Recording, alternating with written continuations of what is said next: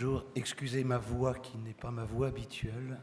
J'espère qu'elle ne vous sera pas désagréable et j'espère qu'elle n'affaiblira pas ma force de conviction.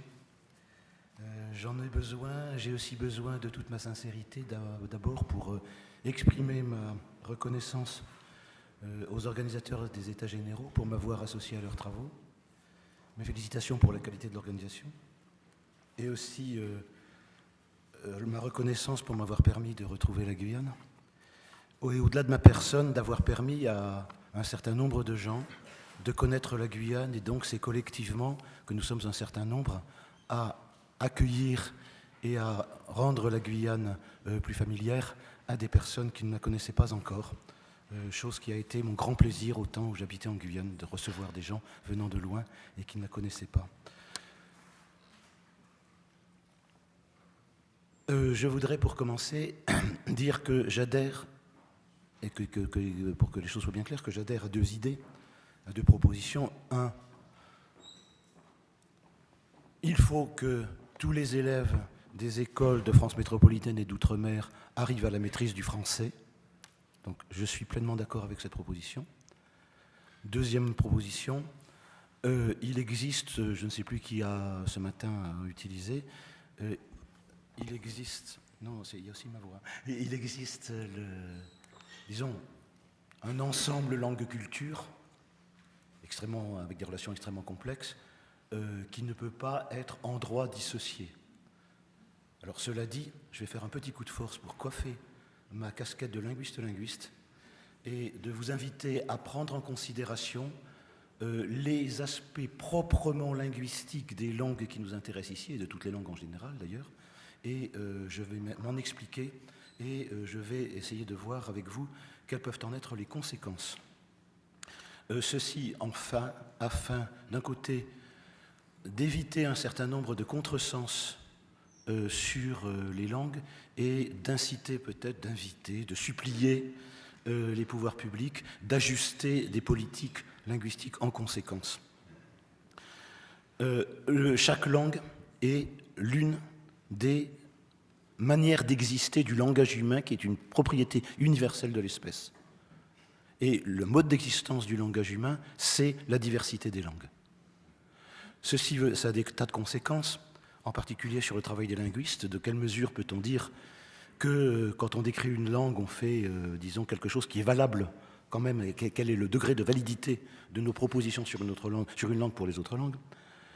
Ça veut dire surtout, et ça va nous intéresser, qu'un être humain développe le langage, en fait sa première expérience à travers sa langue maternelle. Quelquefois, d'ailleurs, on peut avoir plusieurs langues maternelles, co-maternelles, comme disait Axel Gauvin hier dans un dialogue personnel. Donc, le problème pour une politique linguistique, c'est en quoi peut-on dire qu'un enfant qui fait l'apprentissage du langage, ou plus exactement le développement, qui développe le langage à travers le français, à travers le créole, à travers le tahitien, à travers le shimaoré, à travers le kaligna, à travers le kharachou, à travers l'aloukou, et je m'excuse auprès des locuteurs des 45 ou 46 langues que je n'ai pas citées, en quoi peut-on dire que ces enfants font la même chose puisqu'ils développent le langage, alors que de toute évidence, ils ne le font pas de la même façon? Quel est le degré d'équivalence, hein? Et une fois qu'on a dit que ce n'était pas fait de la même façon, est-ce que ces différences sont irréductibles ou est-ce qu'on va pouvoir passer d'une langue à l'autre?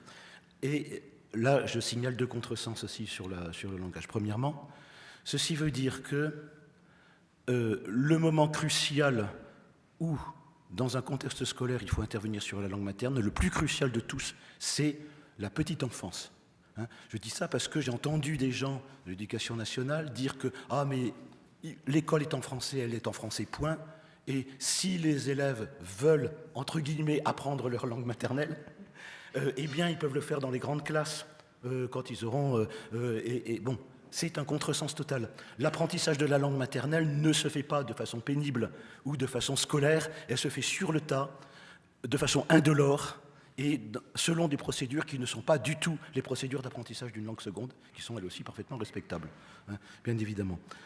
Le deuxième contresens aussi, c'est qu'il n'y a pas nécessairement d'enfermement sur la langue maternelle. parce qu'on dit aussi, c'est une affaire, c'est une affaire personnelle, individuelle, de la sphère privée. C'est comme la religion, on peut pratiquer sa langue maternelle à la maison. Ce n'est pas du tout comme la religion. Il n'est pas possible d'être à la fois chrétien et musulman, ni même d'être à la fois catholique et luthérien. En revanche, il est parfaitement possible d'être locuteur de plusieurs langues. Et ça change complètement les données.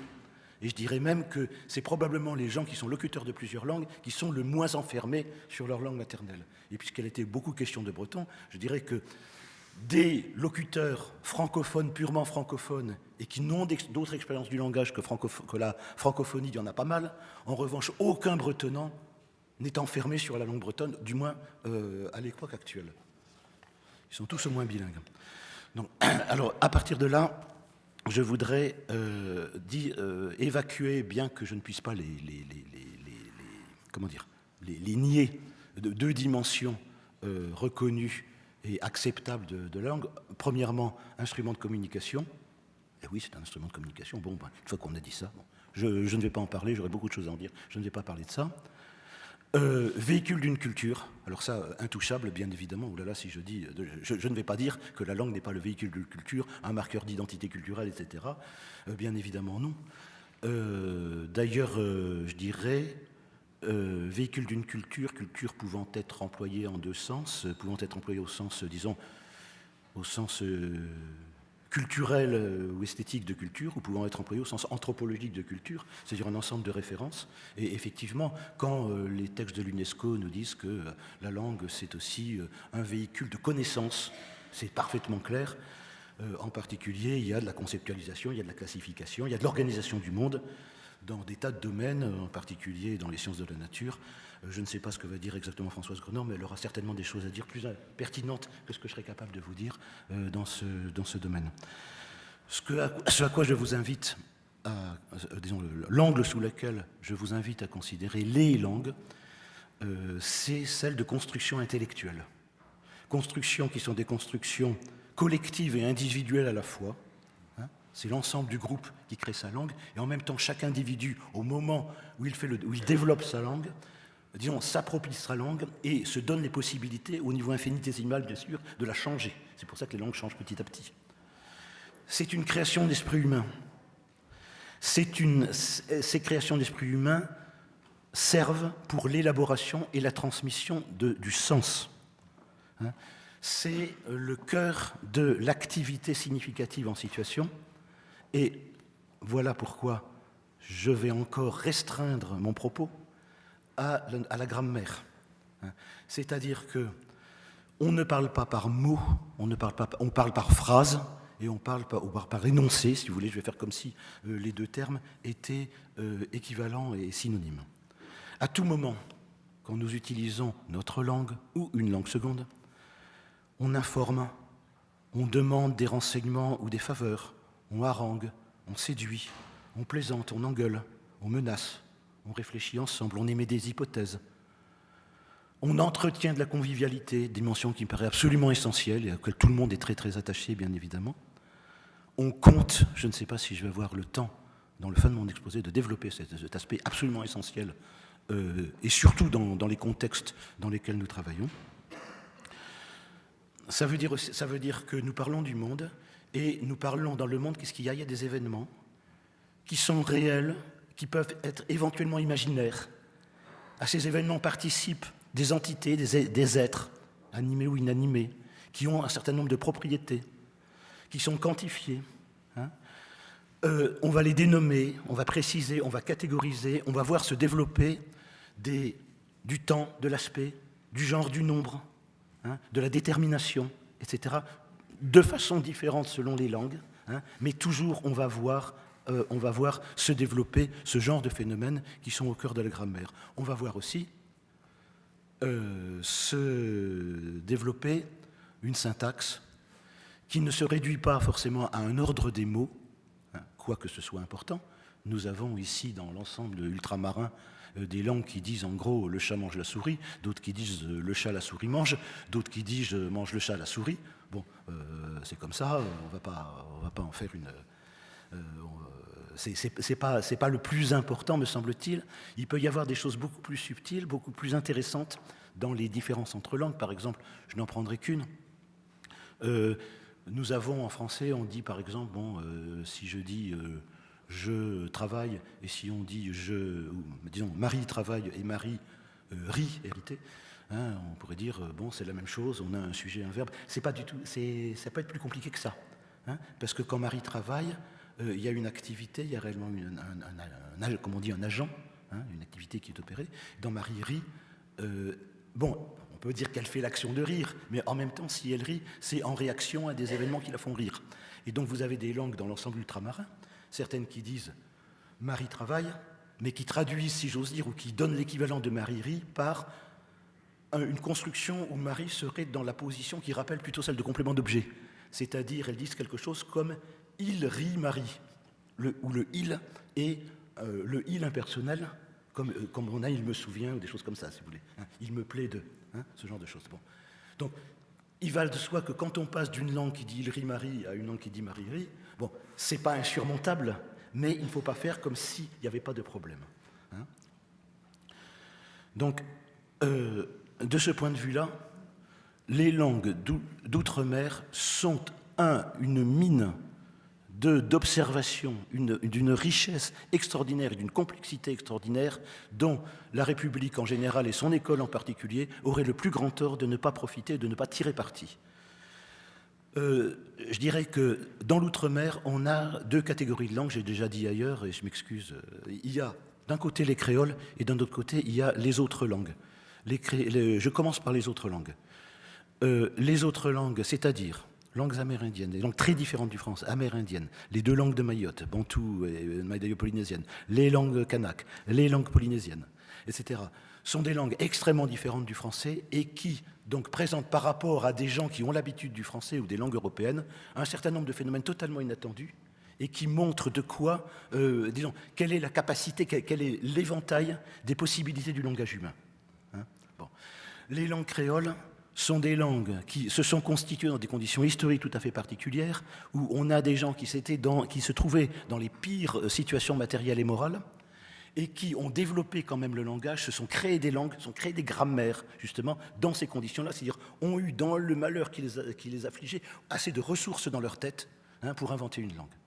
Dans les deux cas, je dirais, chers collègues ultramarins, vous pouvez être fiers de vos langues. Hein. Vous pouvez être fiers de vos langues, et, je le dis sans démagogie, et je pense qu'il incombe aux linguistes, non pas de militer dans vos rangs exactement avec les mêmes motifs qui peuvent vous faire militer pour la dignité de vos langues, mais de vous appuyer par des arguments rationnels et scientifiques pour une défense de vos langues qui s'adresse à toute personne de bonne foi, à qui veut bien considérer que les langues sont des créations remarquables. Ceci a des conséquences, bien évidemment. Est-ce que j'ai encore... Florence, 2 minutes. Le patrimoine linguistique, dans ce cas-là, prend une dimension tout à fait particulière, bien évidemment. C'est création de l'esprit humain. Hein. Le patrimoine de l'humanité. Les langues d'outre-mer, comme les langues de France et les autres langues, ne sont pas les propriétés de leurs locuteurs. Excusez-moi, chers locuteurs. Hein. Les langues, ces langues que vous parlez, à travers lesquelles vous avez développé le langage, sont des langues de l'humanité. Hein, et en continuant ces langues, vous servez l'humanité tout entière à maintenir sa diversité linguistique. C'est extrêmement important. Et les revendications que vous pouvez porter sur vos langues n'en sont que d'autant plus légitimes, puisque ce n'est pas seulement pour votre intérêt que vous demandez le maintien de vos langues, c'est pour l'intérêt de l'humanité tout entière. Vous en êtes les gardiens plus que les propriétaires. Et encore une fois,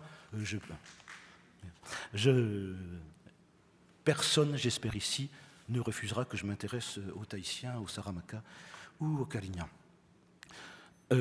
Toutes les langues doivent pouvoir intéresser tout le monde. Ceci veut dire aussi que dans le système éducatif, il faut prendre au sérieux la langue première. C'est-à-dire que pour passer au français, il faut que, disons, la procédure qui vise à construire le bilinguisme chez l'enfant est une procédure non seulement plus respectueuse et non seulement moins douloureuse, mais aussi plus efficace que la procédure qui consiste à étouffer la langue maternelle et à dire qu'il faut faire des monolingues bilingues, des monolingues francophones. s'il est montré, ça je crois que il y a suffisamment de personnes ici, l'une est à côté de moi, à ma droite, pour montrer, qui peuvent montrer que c'est en formant de bons bilingues qu'on formera de bons francophones. Et je pense que de toute bonne foi, disons toutes les personnes de bonne foi dans l'éducation nationale ne peuvent pas, disons, s'opposer à ça et réfléchir à des procédures qui mettront qui donneront une certaine place, je ne dis pas enseigner, je dis donner une place à la langue maternelle. Nous en avons en partie un certain nombre d'exemples et de dispositifs, celui en Guyane des ILM, avec des dispositifs analogues dans d'autres territoires et collectivités. Comme je disais tout à l'heure, c'est le moment absolument essentiel où il faut que, puisque le langage n'est pas complètement développé encore, il faut, disons, assister au développement, avoir des activités de langage en langue maternelle. Bon.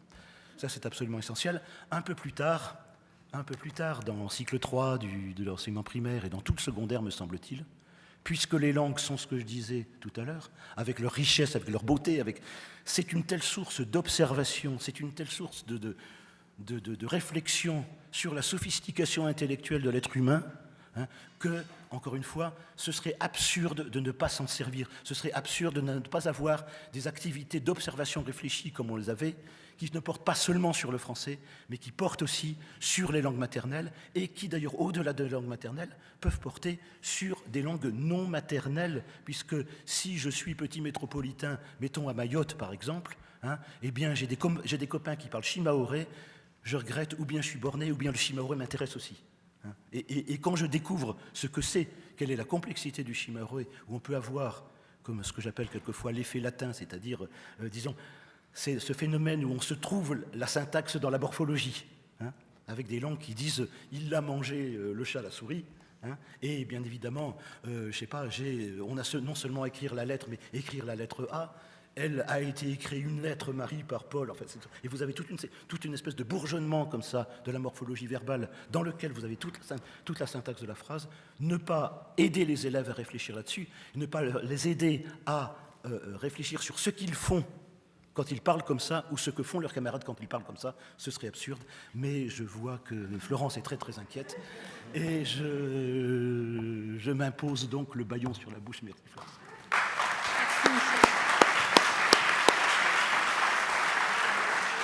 J'invite maintenant Modou Ndiaye à prendre la parole. Modou Ndiaye, vous participez au programme ELAN, qui est un programme, je crois, d'évaluation de l'introduction des langues maternelles nationales en Afrique francophone. C'est bien ça? Merci.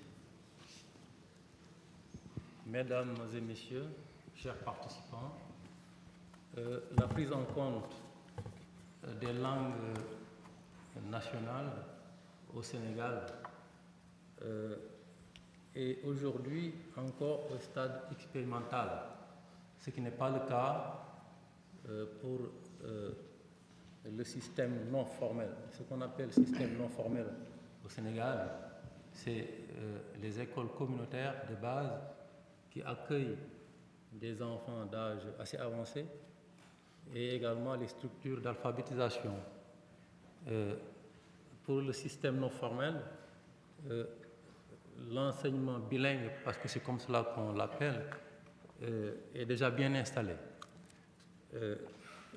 Cependant, pour le système éducatif formel général, on a toujours le monolinguisme avec le français, unique langue d'enseignement, le français, langue officielle, et cela dans un contexte sociolinguistique où nous avons une vingtaine de langues, dont 6 qui sont des langues d'envergure régionale, et une, parmi ces 6, le Wolof, qui est plutôt une langue territoriale.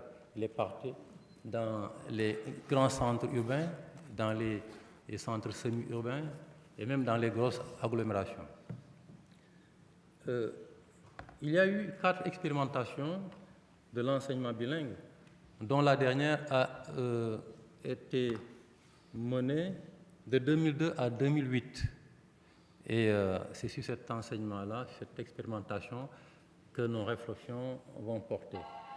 Elle a été l'objet d'une étude dans le cadre de ce que l'on a appelé l'ASCOLAF, langue de scolarisation en Afrique subsaharienne, un programme mené en partenariat entre 6 pays africains et l'OIF, l'AFD, le ministère français des Affaires étrangères européennes et l'AFD. Le bilinguisme adopté est dit transitionnel dans notre jargon. Transitionnel. C'est-à-dire que les langues sénégalaises, langues du milieu, sont employées comme langue d'enseignement dans les 3 premières classes, puis le français introduit dès la première année comme objet, prend le relais et devient langue d'enseignement tout le reste de la scolarité.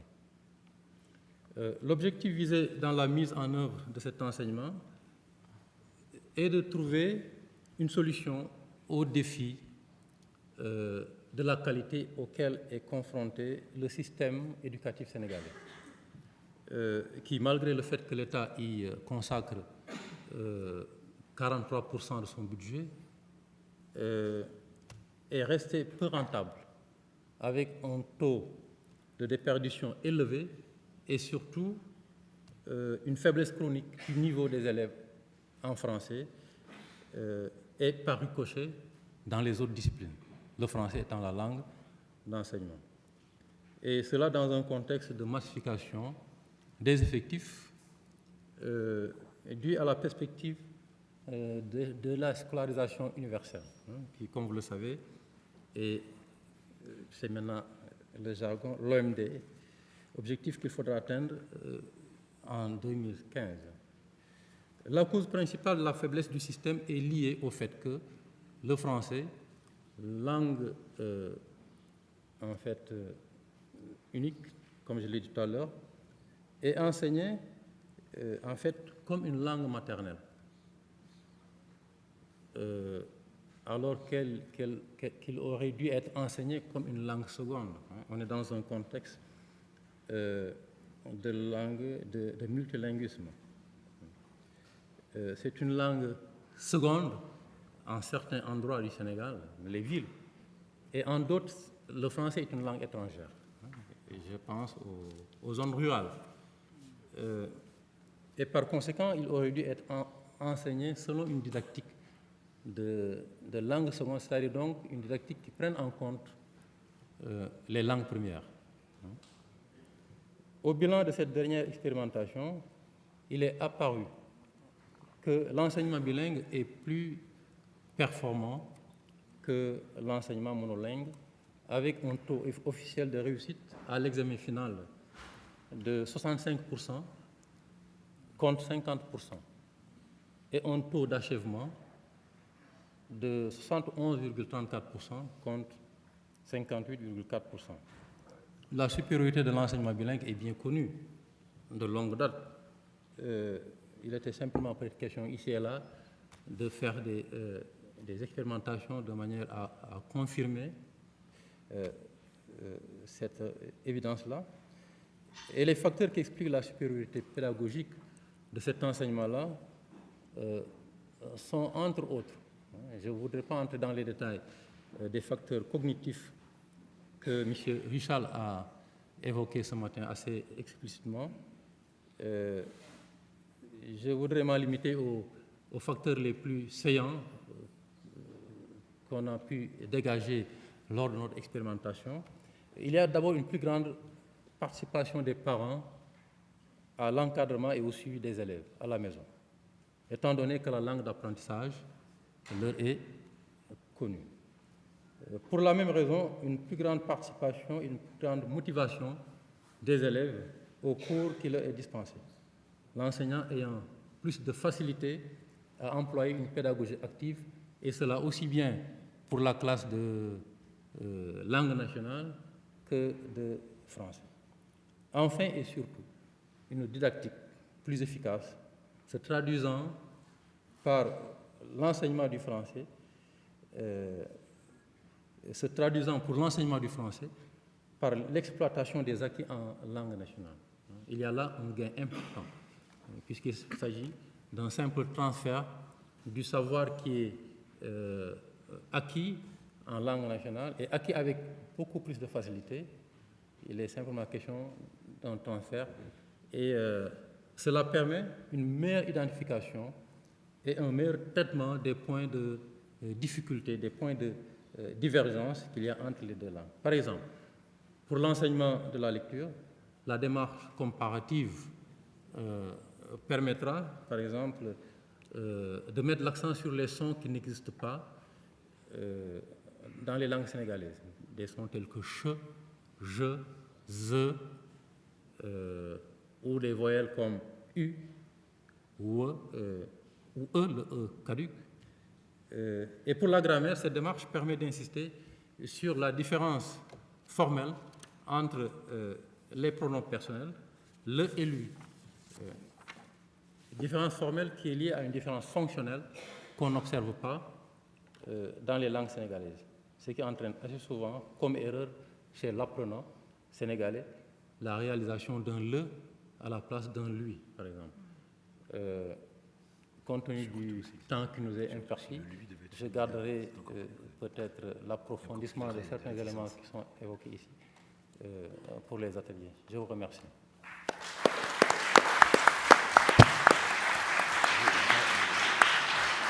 Merci. Je vais demander à Isabelle Nocus maintenant de prendre la parole. Oui, merci. Donc, je vais m'associer aux remerciements qui ont déjà été faits depuis ce matin pour l'organisation de ce colloque. Et donc, je vais essayer en très peu de temps je vais essayer de respecter le temps, mais je vais faire en deux temps, on va dire. On m'a dit qu'il fallait partir d'un témoignage, donc je vais partir du témoignage de nos travaux de recherche pour arriver à quelques questions posées pour les ateliers qui vont suivre. Alors, notre réflexion, ma réflexion personnelle a débuté dans le Pacifique et en fait, je pense qu'il y a trois grands moments qui ont été marqués dans le Pacifique, et là, je rends hommage un petit peu à des personnes qui sont dans la salle. Notamment un grand moment, c'était celui d'un colloque qui a été mis en place en 2007, et donc Véronique Filleul qui est présente et Jacques Vernedon avaient mis en place ce colloque où on va dire que c'était la première fois où on pouvait réunir dans le Pacifique des personnes qui pouvaient parler autour de l'éducation plurilingue et donc ce colloque qui a donné lieu à des actes vers une école plurilingue réunissait aussi bien des chercheurs, mais aussi des gens de terrain pour faire vite, des enseignants, des conseillers pédagogiques, etc., pour parler de cette expérience de terrain, au niveau de la Nouvelle-Calédonie, la Polynésie, de Wallis et Futuna, et puis la Guyane. Autre colloque, celui de l'année dernière en 2010, où là aussi, dans le Pacifique, on a fait un point sur ces expériences sur l'école plurilingue. Et puis le dernier, tout récent, celui du mois dernier, qui a été réalisé en Polynésie. Et là aussi, je rends hommage aux organisateurs, dont la délégation polynésienne présente ici, Ernest Marchal, Christian Morin, et puis surtout Jacques Vernedon, Miros Paya, qui ont organisé ce colloque, et je pense que le titre est évocateur, apprendre plusieurs langues pour apprendre, donc ce questionnement qui a été réalisé au cours de ce colloque. Alors, je vais partir de cette recherche École Pomme que nous avons imaginée à plusieurs, puisque c'est une recherche, on va dire, pluridisciplinaire, et qui a joué sur, on va dire, la comparaison de plusieurs dispositifs. L'objectif de ce programme École Pomme, qui a été mis en place entre 2009 et 2011, a été d'évaluer l'efficacité des programmes pédagogiques qui valorisent les langues locales, et on a opté pour une vision, on va dire, interdisciplinaire avec deux axes principaux. Un axe plutôt psycholinguistique qui s'intéressait à l'impact de tels dispositifs sur la réussite des élèves, leur développement langagier aussi bien en français qu'en langue locale, sur des indicateurs de la réussite scolaire ou de l'adaptation scolaire, notamment l'entrée dans l'écrit, les mathématiques, et puis le développement de variables plus que nous appelons dans notre jargon de psychologue de variables connatives, c'est-à-dire au niveau de variables beaucoup plus affectives, au niveau, par exemple, de l'estime de soi, l'espérance de réussite des élèves. Et puis un autre axe, l'axe sociolinguistique, qui avait pour objectif d'évaluer l'impact de tels dispositifs sur à la fois les pratiques linguistiques familiales, sur les représentations linguistiques, aussi bien au niveau des familles que des enseignants, notamment pour les langues locales, mais aussi bien aussi pour le français, et le rapprochement des familles avec l'école. Et puis, bien sûr, il s'agissait d'avoir une photographie ou d'évaluer l'adéquation des dispositifs bilingues à leurs caractéristiques.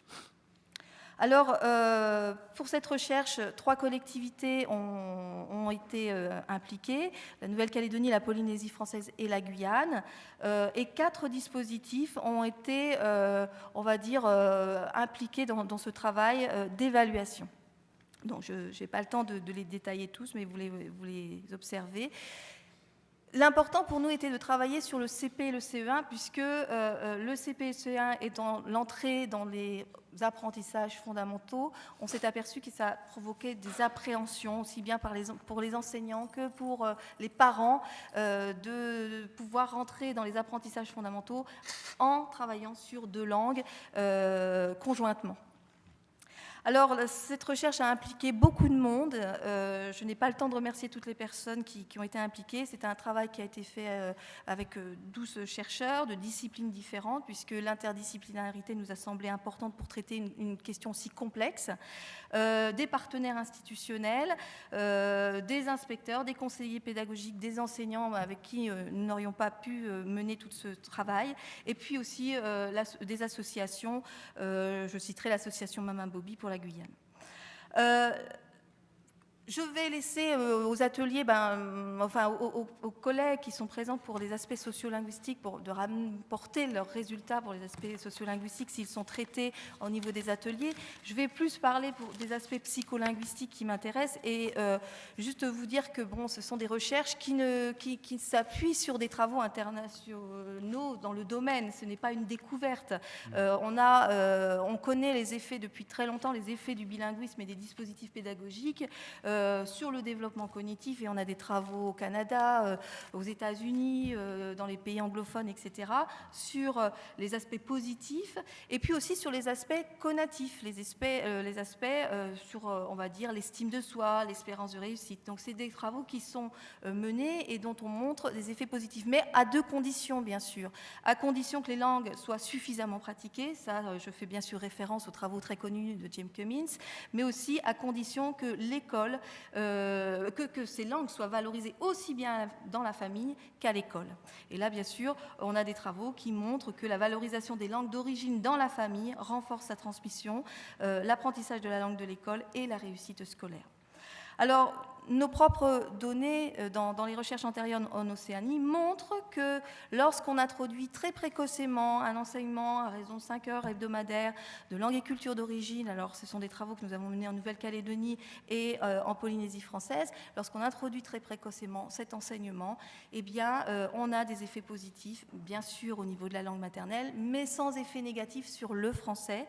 Et donc, on a des enfants qui deviennent plus performants dans leur langue et sans effet négatif sur le français. Alors, ce sont des résultats au niveau de l'école maternelle. Dans École Pomme, nous avons travaillé sur l'école élémentaire, et notamment le CP et le CE1. Et l'objectif du dispositif, de l'axe psycholinguistique, était de voir l'impact de tels dispositifs sur les pratiques linguistiques familiales, les représentations du plurilinguisme par les familles, sur le développement langagier en langue locale, le développement langagier en français, sur l'entrée dans l'écrit dans les 2 langues, et sur les mathématiques et sur le fameux concept de soi, estime de soi dans sa propre langue, aussi bien en français qu'en langue locale.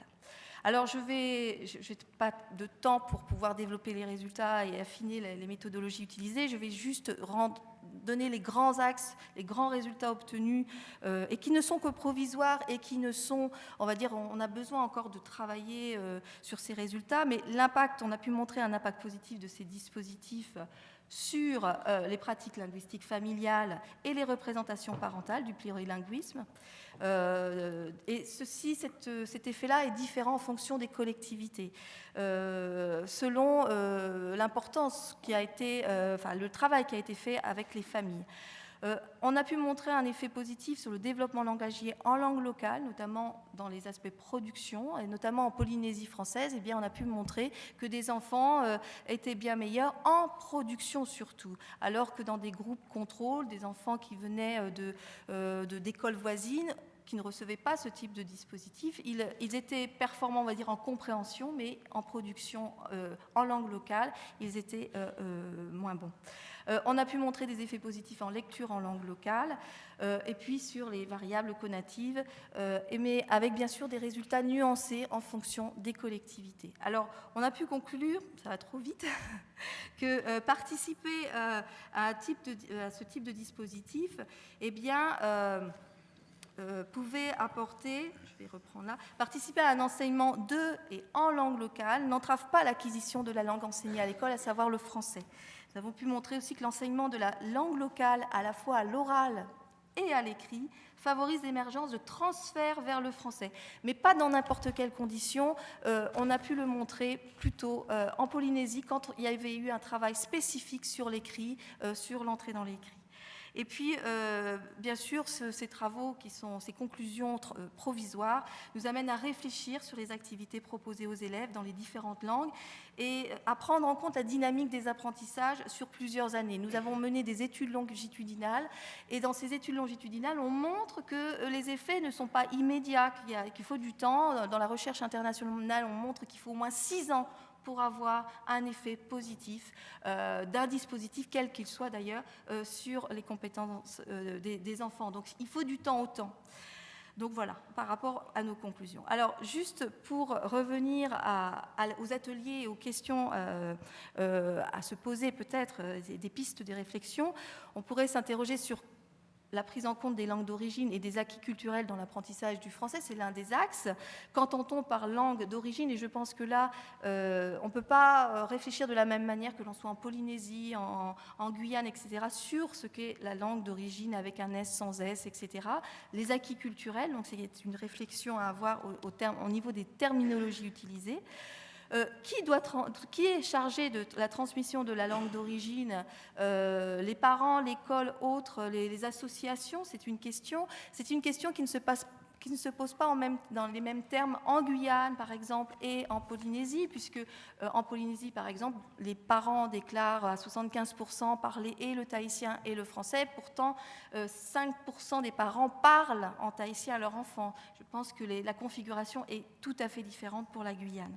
Donc, ce travail fait auprès des familles me semble essentiel, et notamment toutes les activités de recherche doivent obligatoirement associer un travail réalisé par les familles. On sait qu'un dispositif, quel qu'il soit, un dispositif pédagogique novateur, ne peut avoir un succès si, premièrement, les familles n'adhèrent pas à ce dispositif, et deuxièmement, si elles ne prennent pas le relais. Donc, quelles recommandations aux familles par rapport à leur pratique linguistique familiale?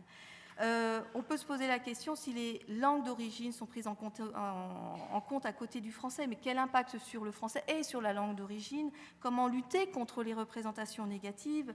Ce qu'on dit à propos des mélanges des langues, qui est une des étapes normales du développement bilingue de tout individu, le mélange des langues. Les représentations négatives qu'on donne par rapport à la surcharge cognitive, la perte de temps, les risques de mise en retard au niveau du français. Et dernière diapo, peut-être qu'on pourrait profiter de ces états généraux pour faire une cartographie des dispositifs existants dans le monde, parce que ce n'est pas un problème purement local, cette question se pose dans le monde entier. En métropole, il existe des dispositifs, alors on parle du breton, mais il en existe bien d'autres, et puis en outre-mer français. On pourrait aussi s'interroger sur comment fonctionne-t-il, quelle est l'idée, c'est de plus se poser, est-ce qu'il faut faire, mais comment faut-il faire au mieux? Et donc, comment fonctionne-t-il? Quelle place pour les langues d'origine, langue enseignée ou langue d'enseignement? La mise en œuvre, comment s'y prend-on? Qui assure cet enseignement? Quelle formation? Quel statut? Le volume d'heures? Faire que 2 heures ou 5 heures ou 7 heures ou un enseignement bilingue à parité horaire? C'est une réflexion à avoir. Quels outils pédagogiques, ça a déjà été évoqué ce matin. Quel enseignement disciplinaire dans les langues d'origine? Que faut-il privilégier si ça se passe dans le cadre de l'école, les 26 heures de l'école élémentaire? Mais sur quoi prenons-nous ce temps? Quel enseignement disciplinaire dans la langue d'origine pour développer les compétences plurilingues?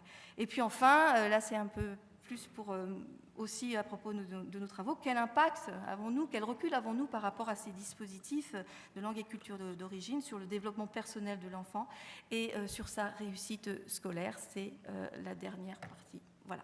Merci beaucoup.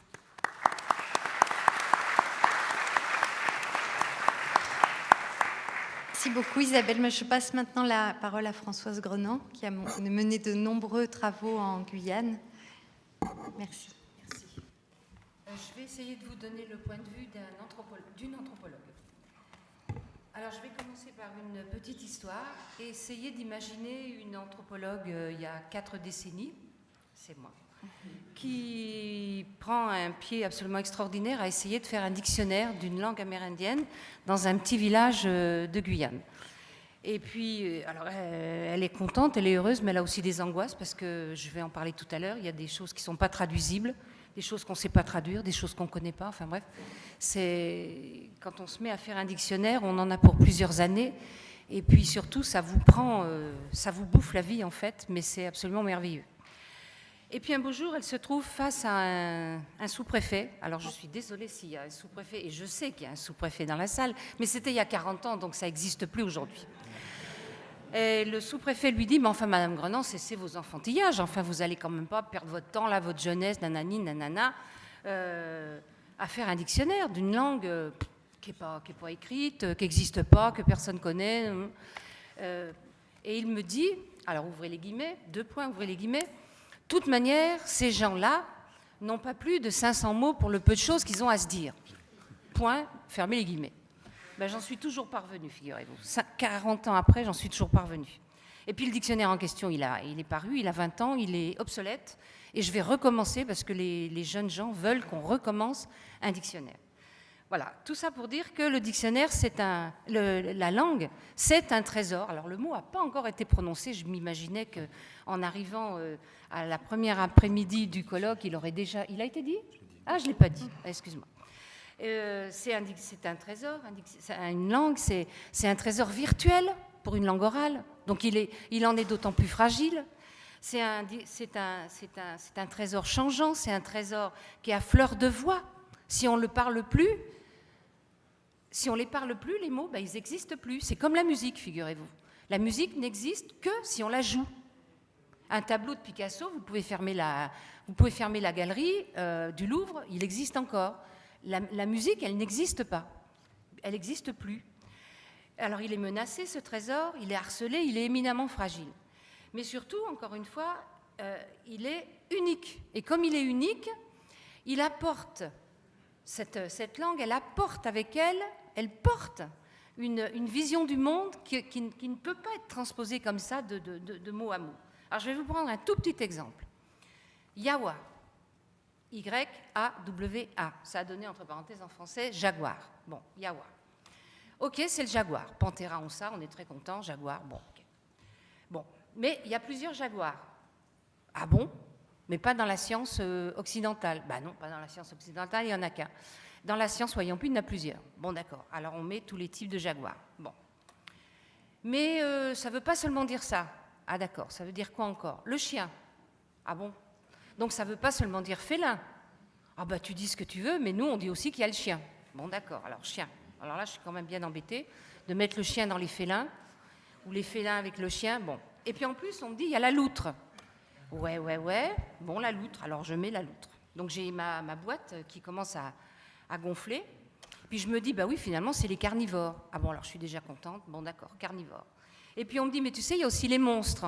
Bon sang de bon sang. Bon, alors il y a les monstres. Alors on met tous les monstres carnivores, mais je me retombe sur mes pattes, puisque ce sont des monstres carnivores. Bon, d'accord. Alors cannibale, ouais, si tu veux, cannibale, ça ne nous gêne pas. Bon. Et puis, peut-être bien 1 an après, alors j'étais toute contente avec ma boîte, moi, et on me dit, tu sais, il y a aussi une grenouille. Alors vous imaginez mon sous-préfet ? Quoi, une grenouille ? Non, mais attendez, là, ça va plus, Madame Grenon. Eh bien, si, ça va. Parce que la grenouille, c'est une grenouille qui, d'ailleurs, dans toute l'Amazonie, alors ça, il faudrait quand même qu'on se mette à réfléchir, parce que ce n'est pas seulement les Wayampi.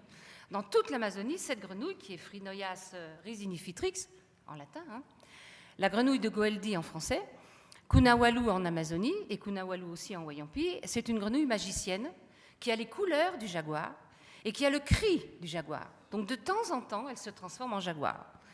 Et je peux vous assurer qu'on a passé un jour, une nuit dans un campement avec un animal, une entité qui feulait, parce que ça feule, un jaguar, pas loin. Et les hommes étaient là dans leur hamac. C'est la grenouille ou c'est le jaguar ? Bah, c'est le jaguar. C'est la grenouille. Bon, à 2h du matin, j'ai désisté, je me suis endormie. Et le lendemain matin, personne n'avait été voir. Donc c'est bien, ça permet de garder le mystère. Bon. Alors mon sous-préfet dit, vous voyez bien que c'est n'importe quoi. Je dis, oui, et Jeanne d'Arc. Alors il me dit, quoi Jeanne d'Arc ? Je dis, non, mais les voix de Jeanne d'Arc, c'est quand même notre mythe national. Il y a encore Max Gallo, j'ai encore vu un livre de lui il y a 4 jours à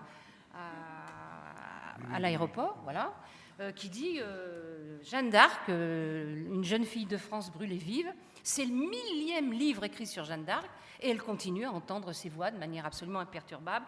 Alors pour une nation aussi rationnelle que la France, moi je continue à m'interroger quand même. Mais bon, c'est Jeanne d'Arc. Et Peau d'âne. Alors mon sous-préfet dit, bah, qu'est-ce qu'il y a encore avec Peau d'âne ? Ben, je dis peau d'âne quand même, elle a une tête, alors c'est une très jolie jeune fille, on lui met une peau d'âne, ça pue, bon. Et puis son papa, on lui commande une robe couleur de soleil, une robe couleur de pluie, une robe couleur de temps. Et je me rappelle m'être dit, nom de Dieu, comment on traduit en Wayampi une robe couleur de temps. Bon. Mais surtout, ce qu'il y a avec peau d'âne, c'est que ça vous fait toucher du doigt une des choses les plus universelles au monde, on appelle d'ailleurs ça un universal, ça fait partie des universaux, la prohibition de l'inceste. Chose qu'on partage avec tous les peuples au monde. Simplement, nous, on l'a mis dans peau d'âne, d'autres vont l'avoir mis autrement, etc., etc. Alors, d'accord, le trésor est unique, mais il nous rassemble quand même quelque part. Les expressions idiomatiques. Alors ça, ce sont des vrais marqueurs culturels. Par exemple, toujours en Wayampi, pour dire bonsoir, on dit yakela'i, ça veut dire je vais dormir un peu. Nous allons dormir un peu. Ah bon ? Alors, on ne peut pas traduire nous allons dormir un peu. Donc, on traduit par bonsoir. Mais c'est quand même approximatif. On n'est pas content de soi quand on traduit par bonsoir. On le fait quand même. Et si vous prenez par exemple en français, on va s'en jeter un de derrière les fagots et vous m'en direz des nouvelles. Alors, traduisez-moi ça, ne serait-ce qu'en anglais, hein, ou dans une autre langue latine. Alors, vous pensez bien à une langue exotique ? Bon, ben, le problème, il existe à l'envers. Hein. Les expressions idiomatiques, j'en ai trouvé plein en Wayampi, et je ne sais pas toujours les traduire. Hein. Bon. C'est le cas, par exemple, de la saudade brésilienne. Personne ne sait traduire saudade brésilienne. Personne ne sait traduire le fado portugais. Donc, on les laisse, on les garde comme ça. La blesse créole. Un médecin... C'est M. Collardel hier qui parlait de la douleur des parents et du médecin d'ailleurs, face à des trucs qu'on ne peut pas traduire, on ne sait pas ce que c'est. Une vieille dame créole qui disait à Saint-Georges au docteur Joly, « Docteur, tout mon coq a moussé !» Ah bah oui, mais on fait quoi avec ça ? Bon, voilà. Donc autrement dit, toutes ces expressions idiomatiques, elles sont absolument intraduisibles. Et pourtant, il faut qu'on les traduise. Tout ça pour dire que j'aimerais aussi que dans ce qu'on doit conserver de ce... comme on dit dans les trucs à garder là, oui, il faudrait qu'on réfléchisse à l'acte de traduction. C'est pas un acte innocent la traduction. Les néologismes, alors justement les langues, il faut bien qu'elles se débrouillent, et elles se débrouillent. Et pour ne pas perdre pied, pour être en phase avec le monde qui les entoure, eh ben on néologise à tout va. Alors, ordinateur, bon, ben on va traduire ordinateur. Allocation familiale, Dieu sait si c'est important. Démocratie, retraite, que maintenant ça se met à me concerner. Air protégé, aire protégée. Alors là, les gens du parc, ils s'amusent, hein, les gens du parc national et de toutes les réserves. Yaourt, pot de yaourt. Président, alors là, président de la République, président du Conseil général, président du Conseil régional, président de l'amicale des pompiers, président de l'association sportive, présidente des femmes entrepreneurs, président de la communauté européenne, on vote. Bon. Alors il y a plusieurs manières de faire des néologismes. On emprunte, on fait un emprunt direct. On ne se casse même pas la tête pour faire une adaptation phonologique. Ou bien on en fait une. Et on adapte le mot au phonème de la propre langue réceptrice. On fait des créations lexicales, ex nihilo. Alors très souvent ce sont des métaphores. On fait des emprunts à une autre langue qui a déjà emprunté le mot. Et c'est comme ça par exemple qu'en Wayampi, donc à la source de l'Oyapock, pour dire le pain, on dit poloto, et ça vient par un nombre de relais que je n'ai pas le temps de vous expliquer, de brood, le néerlandais, pour dire du pain quand même. Donc ça a remonté, c'est venu de Hollande, c'est passé par le Suriname, ça a remonté tout le Maroni, ça a traversé, ça a été au Jari, ça a été au Brésil, ça a traversé les Tumucumac, c'est remonté par l'autre côté des Tumucumac, ça a passé la frontière de la source de l'Oyapock, et c'est débarqué à Trois-Sceaux. C'est pas merveilleux ça? Brood, poloto. Bon. Ce qu'il faudrait aussi voir, ce sur quoi il faudrait s'attacher aussi, c'est à l'idée qu'on oublie assez souvent que les mots créent l'objet dont ils parlent. De même que je parlais du tableau tout à l'heure, qui lui existe, mais que la musique, elle n'existe pas. Un mot, à partir du moment où il a dénommé un objet, l'objet existe. Tant qu'on n'a pas créé le mot pour l'objet, ben l'objet, il n'existe pas. Il est virtuel, lui aussi. Alors, par exemple, ça c'était vrai pour les emprunts, mais c'est vrai aussi dans une propre culture. Par exemple, les monstres aquatiques, ou bien le nom des seaux. En Guyane, tout le monde sait qu'il ne faut jamais prononcer le nom d'un seau avant de l'avoir passé. Pourquoi? Parce que si on prononce le nom du seau, qui en général est le nom de l'esprit en question, on le réveille. Et du coup, il ne va pas tarder à nous bouffer, puis on va chavirer, on va capoter dans le seau. Donc on le dit après, on ne le dit pas avant. Une autre histoire. Un jour, on a eu l'idée de descendre on n'est pas téméraire, courageux mais pas téméraire. On a descendu l'Oyapock, mon mari et moi, on l'a pas remonté. C'est plus simple quand même. Et les Indiens nous avaient donné tout un tas de précautions. Et en particulier, il y avait un fromager qu'on verrait au détour d'une rivière, un détour de l'Oyapock. Et sur ce fromager, il y aurait une aire. Et sur cette aire, il y aurait un aigle. Et si on avait de la chance, il y aurait les aiglons. Alors, il nous explique tout ça. Et il est bien évident que s'il ne nous l'avait... Alors, on l'a vu, effectivement. On a vu la maman aigle et ses aiglons. S'il ne nous l'avait pas dit, s'il ne nous avait pas prévenus, c'est évident qu'on ne l'aurait pas vu. On ne l'aurait pas vu. Tout ça pour dire que... j'aimerais dire aussi que... Approche avec ma montre. J'arrête. Je terminerai sur... Ah oui, mais il faut être gentil avec tout le monde. Hein. Je terminerai sur une... Bon, alors continuez dans les ateliers, je le redis. On arrête avec l'aigle. Je parle de les mots qui créent l'objet. L'anthroponyme, par exemple. Un anthroponyme crée la personne. Si bien que quelquefois, et dans beaucoup d'ethnies, quand la personne est morte, on ne peut plus prononcer son anthroponyme. On ne peut plus l'appeler. D'abord parce qu'elle est morte et que ça risquerait de la faire revenir, mais de la faire revenir sous forme de fantôme, pour être rapide, et que ça serait très mauvais. Et par exemple, chez les Inuits, quand vous avez des anthroponymes qui sont très, très métaphoriques, par exemple, petit chat, un homme va s'appeler petit chat. Petit chat meurt, il est devenu vieux, alors c'est peut-être vieux chat, mais en tout cas, petit chat meurt. Eh bien, on ne peut plus dire qu'un chat est un chat. Donc on fait une périphrase pour parler du chat. Alors vous imaginez au bout d'un moment ce que deviennent les phrases inuites. Hein. Là, de ce point de vue-là, les inuitologues, ils prennent leurs pieds. Hein.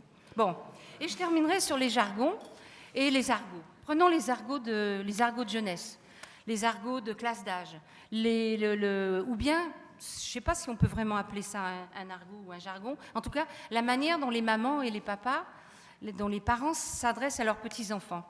Tout ça, on n'a jamais étudié, en tout cas pas à ma connaissance, sur les langues amérindiennes de Guyane. Et vous me direz, il est temps de le faire. Oui, il est temps de le faire. Mais quand on pense qu'il n'y a encore même pas un dictionnaire du parler des adultes, pour chaque langue amérindienne de Guyane, vous pensez bien qu'avant de faire le dictionnaire des argots, on a du temps devant nous. Il faudra revenir dans 30 ans. Et je m'excuse auprès de tous les sous-préfets de France, de Guyane et de Navarre, mais c'était une petite image, enfin un petit clin d'œil à Alphonse Daudet. Merci. Pour Françoise.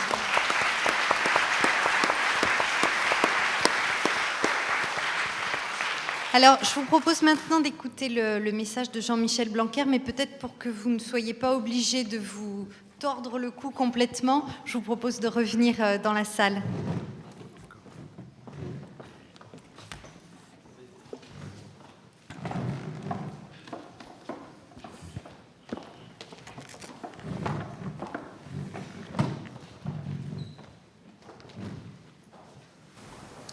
Bonjour à toutes et à tous.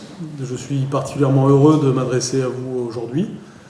J'aurais préféré le faire de vive voix en étant présent aujourd'hui en Guyane, mais par le truchement de la vidéo, je peux tout de même vous adresser ce message qui, pour moi, a de l'importance parce qu'il porte sur un thème qui est essentiel pour l'éducation nationale et pour l'ensemble des territoires d'outre-mer, mais en réalité pour le monde entier, puisque la question du multilinguisme est une question en réalité qui se pose dans beaucoup d'endroits dans le monde.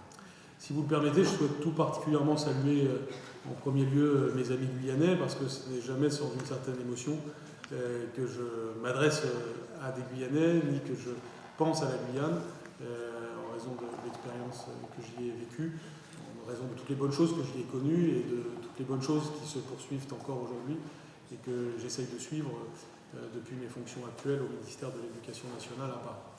Donc je tiens à vous saluer très chaleureusement, ainsi que l'ensemble des participants, parce que les questions d'outre-mer nous intéressent très fortement et parce que nous avons la volonté d'y attacher toute l'importance, que ce soit sous l'angle des langues ou d'autres sujets d'ailleurs. La question du multilinguisme à l'école est une question qu'il faut voir sous l'angle des complémentarités, sous l'angle de la richesse, sous l'angle du lien.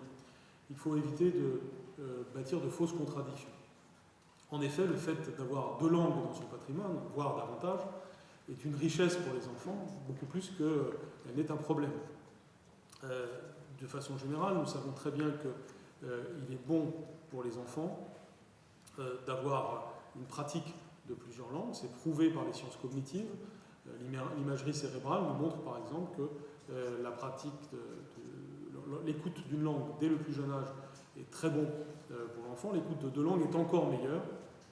La stimulation du cerveau de l'enfant se fait par cette approche par deux langues lors de sa petite enfance. Cette richesse est une réalité des sciences cognitives, c'est aussi une réalité de la psychologie.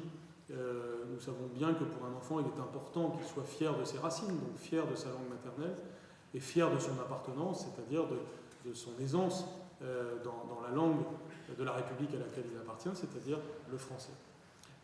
Cette double réalité est fondamentale, c'est celle que nous prenons en compte dans le système scolaire. C'est aussi cette réalité que consacre d'une certaine façon la Constitution, puisque dans son article 2, la Constitution affirme que la langue de la République est la langue française, mais dans son article 75.1, elle indique aussi que les langues régionales appartiennent au patrimoine de la France. Donc cette double réalité est consacrée et l'Éducation nationale a pour mission de la mettre en œuvre. Il faut rappeler aussi, comme chacun sait, que la France est depuis 1999 engagée par la signature de la Charte européenne des langues régionales. Et par cette signature, la France a pris donc des engagements, notamment pour que l'on prévoie une éducation et un enseignement de langue régionale ou de langue d'origine pour les enfants dont les parents le demandent. Ensuite, il faut voir concrètement comment on met cela en œuvre pour que les enfants bénéficient d'une bonne manière de faire, de bonnes méthodes. Il faut donc savoir organiser des activités en langue d'origine dans le milieu scolaire qui ne nuisent pas à l'enseignement de la langue française, mais qui au contraire viennent en appui de cet apprentissage.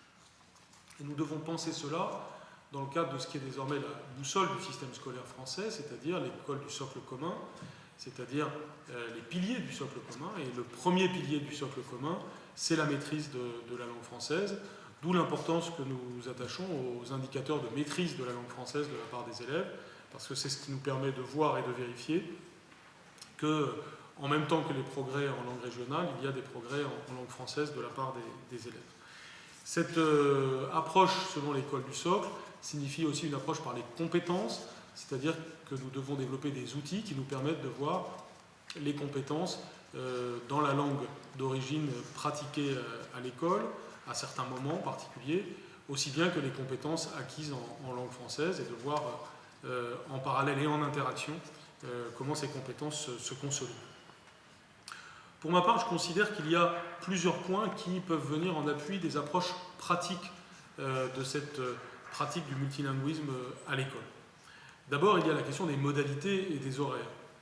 Les activités linguistiques conduites en milieu scolaire en langue d'origine trouvent naturellement leur place dans l'accompagnement éducatif. Mais elles peuvent aussi, en prenant en compte chaque réalité locale, s'inscrire dans les heures d'enseignement des élèves. Il faut tenir compte évidemment de l'âge des enfants de façon à avoir des séquences brèves et régulières, ce qui est préférable, parce qu'on sait bien que la régularité, la répétition sont des facteurs là aussi de réussite, aussi bien pour l'exercice de la mémoire que pour les interactions qui sont souhaitables entre les enfants et entre les enfants et le maître. La question des modalités et des horaires est donc très importante. Mais il y a aussi évidemment la question des contenus. Ces contenus s'inscrivent dans une notion de progression, mais aussi d'une programmation souple qui vise des apprentissages référés à des objectifs qui sont les objectifs fixés notamment par les programmes de l'école primaire. Donc les contacts réflexifs entre la langue d'origine et la langue de scolarisation contribuent à l'amélioration de la maîtrise de la langue, d'où l'importance de l'approche contrastive, comme vous l'étudiez au cours de ces journées de rencontres, qui permet justement aux enfants de progresser dans les deux langues à la fois. J'ai par exemple en tête encore ces instituteurs du Haut-Maroni qui avaient élaboré une méthode qui permettait de comparer les syllabes utilisées dans la langue d'origine, amérindienne en l'occurrence, et puis en langue française. Et c'était quelque chose qui faisait progresser les enfants dans les deux langues. Les contacts réflexifs entre les langues, c'est-à-dire la langue d'origine et la langue de scolarisation, sont donc très importants. C'est ce qui permet de mettre en perspective la langue, c'est ce qui permet à l'enfant aussi d'avoir du recul par rapport à sa pratique linguistique. Il faut donc à la fois une connaissance différenciée des deux langues, mais en même temps une réflexion sur les interactions de la langue d'origine et de la langue française, avec une mise en commun des réflexions et des pratiques. Et ça, c'est un point important, puisque c'est aussi un travail qui engage les maîtres et la formation des maîtres. Un troisième point très important, c'est d'arriver à bien cibler le public, de façon à bien mettre en place les stratégies d'assimilation chez les jeunes enfants, leur investissement dans l'école, dans l'activité scolaire. L'apprentissage de la langue d'origine peut commencer dès l'école maternelle, il peut se poursuivre au cycle 2, et pour cela, il faut bien avoir évidemment identifié les enfants concernés, d'où la capacité à créer parfois des groupes spécifiques d'enfants au sein du groupe classe ou au travers de différentes classes. Un quatrième sujet, non moins important, c'est le sujet des supports. Il faut des supports d'enseignement adaptés. Souvent, ils existent au niveau local. Je voudrais d'ailleurs saluer le travail des CRDP qui, en général, font un travail remarquable sur ce point-là. J'ai en tête, là aussi, par exemple, des ouvrages réalisés par tel ou tel CRDP dans tel ou tel territoire d'outre-mer. Pour ne pas parler que de la Guyane, en tête, par exemple, des choses vues dans les Antilles ou à La Réunion, ou même à Mayotte, où un manuel d'histoire extrêmement bien fait allait tout à fait dans ce sens. Il faut recenser et valoriser les supports, que ce soit dans le domaine des lexiques, des supports didactiques, des documents pédagogiques, des albums de littérature, des contes traditionnels, des ouvrages de lecture, d'histoire, de géographie. Donc autant de supports qui sont des outils pédagogiques à construire donc en collaboration avec les CRDP et le CNDP. En cinquième lieu, il faut évidemment parler de la formation. J'ai commencé à le faire, mais je crois qu'il faut insister sur le fait que la formation des professeurs des écoles permet des interactions entre la langue d'origine et la langue française en sensibilisant les professeurs sur cette question. La formation des locuteurs natifs intervenant auprès des élèves en linguistique et en pédagogie et portant sur la connaissance des contenus disciplinaires et des programmes. Sur ce point, chaque territoire peut trouver ses propres formules. Pour le cas guyanais, le cas des ILM a toujours été considéré depuis leur création il y a quelques années comme un très bon exemple, parce que permettant non seulement une forme de médiation culturelle entre la langue d'origine et la langue française, mais aussi des interactions de tous ordres entre les différents acteurs de l'école à une échelle locale. Pour cela, il faut aussi une formation continue sur les sites avec les professeurs et les intervenants chargés de l'enseignement des langues d'origine travaillant dans une même école. Il faut, le cas échéant, une formation des professeurs des écoles locuteurs, les locuteurs natifs, qui peut débuter en formation initiale. On peut souhaiter notamment que les locuteurs natifs, en effet, fassent partie tout simplement des contingents de nouveaux professeurs et qu'ils soient à l'avant-garde de ces pratiques. Il est souhaitable à chaque fois que les collectivités territoriales soient associées à ces formations. Enfin, je pense que la dimension internationale doit être soulignée.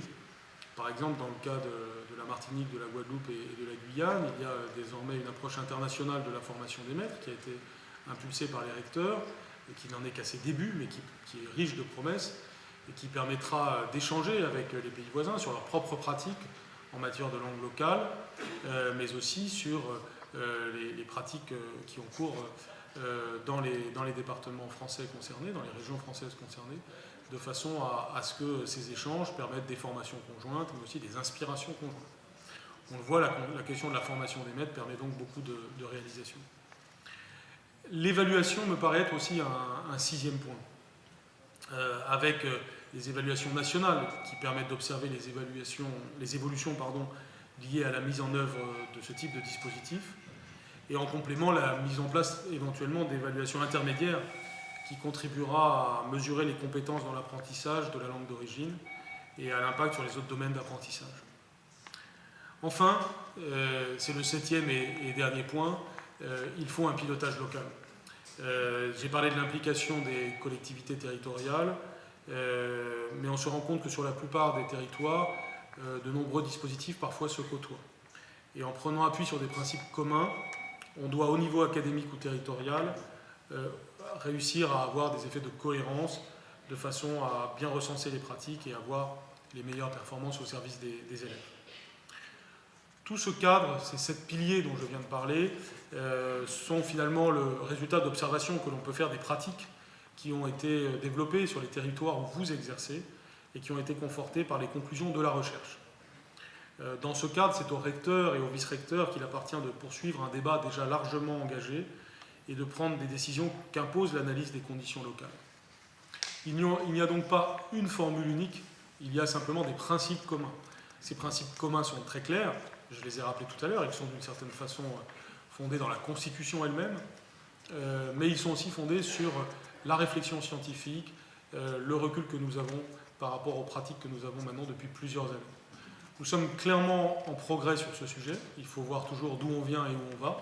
Si on regarde d'où nous venons, nous voyons bien que des nouveaux principes ont été consacrés, de nouvelles pratiques sont à l'œuvre. Et si nous regardons où nous allons, nous voyons qu'il y a encore des marges de progrès, notamment pour se former nous tous, et pour que nous ayons certains réflexes pédagogiques qui soient au service du progrès de nos élèves. Et je suis très convaincu que sur ce sujet comme sur d'autres, nous avons encore de belles perspectives à dresser et que nous allons progresser encore. Merci beaucoup et je vous souhaite de bien poursuivre les travaux avec des résultats que nous regarderons très attentivement. Merci.